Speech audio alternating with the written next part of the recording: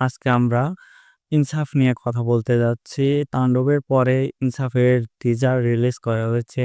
তাদের official warning বলে এটা রিলিজ করা হয়েছে এবং বলা হয়েছে যে আমরাও আসতেছি। তাণ্ডব কিন্তু একটা হাইপ ক্রিয়েট করেছে। এরপরে ইনসাফে শরীফুল রাজও কিন্তু একটা হাইপ ক্রিয়েট করছে, কারণ তাণ্ডব আর ইনসাফ নিয়ে এটা বলার বাইরে রাখি না যে তাণ্ডব আর ইনসাফ নিয়ে টক্কর হতে চলছে এই ঈদে।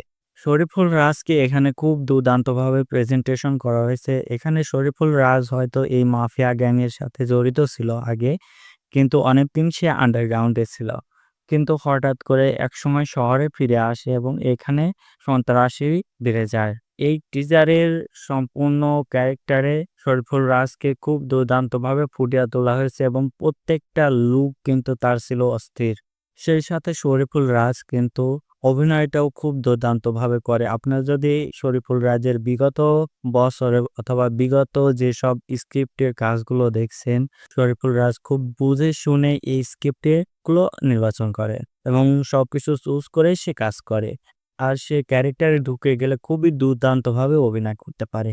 আর এছাড়াও এখানে গল্পটা একটু মোড় ঘোরানোর হয়তো ট্রাই করেছে। এখানে অপমানিত হওয়ার দৃশ্যও দেওয়া হয়েছে। তাছাড়া ফারিনের কথা বলি, তাসনিয়া ফারিনের কথা বলতে গেলে শরীফুল রাজের সাথে তার রোমান্সটা খুব ভালোভাবেই উপস্থাপন করেছে। এছাড়াও শরীফুল রাজের সাথে রোমান্সের বাইরেও তাসনিয়া ফারিন কিন্তু একটা পুলিশ এজেন্ট হিসেবে কাজ করছে। যেখানেও হতে পারে এমন যে তাসনিয়া ফারিন শরীফুল রাজের সম্পর্কে তথ্য নেওয়ার জন্য এবং তাকে অ্যারেস্ট করার জন্য তার সাথে ঘনিষ্ঠ হয়। এর বাইরেও যদি বলতে যাই, তাসনিয়া ফারিনের ফাইট সিন আছে। তাসনিয়া ফারিনের ফাইট সিনটা খুবই দুর্দান্তভাবে উপস্থাপন করা হয়েছে এবং পিস্তল নিয়ে যে কারসাজি দেখানো হয়েছে এটা আমার কাছে খুবই দুর্দান্ত লেগেছে।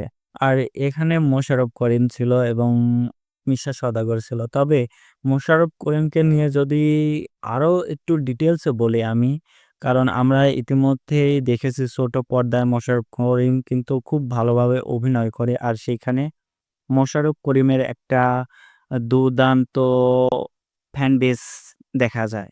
তো ওই জায়গা থেকে মোশাররফ করিমকে একটু ভিন্নভাবে যদি আমরা দেখি, এখানে কিন্তু ভিন্ন লুকে অথবা বলতে পারেন যে তার মুখে কিন্তু কোনো দাড়ি ছিল না। তো এই মুভিতে আমরা নিউ লুক হিসেবে তার মুখে দাড়ি দেখেছি। তো দাড়ি শুধু না, তবে একটা মুভিতে হিরোর বিপরীতে ভিলেন রূপে মোশাররফ করিমকে মানুষ মানে দর্শকরা কতটা অ্যাকসেপ্ট করবে এটাই এখন বলার বিষয়।